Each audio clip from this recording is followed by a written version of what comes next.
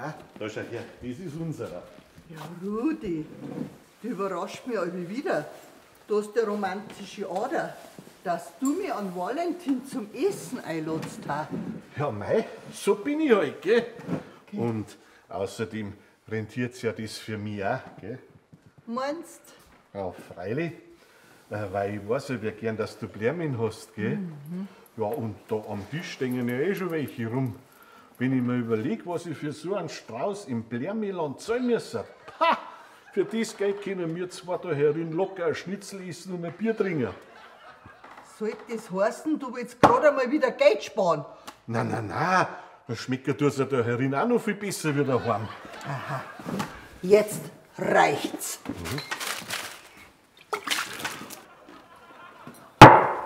Hoppla, kann ich einer was helfen? Ja, der Herr da hätte gern Pasta mit Trüffel und ich nehm die Blärmin. Und die setzen sie ihm auf die Rechnung.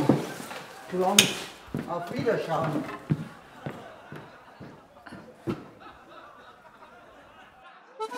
Bayern Comedy wird unterstützt durch die Briganti Landbrauerei Schönraum.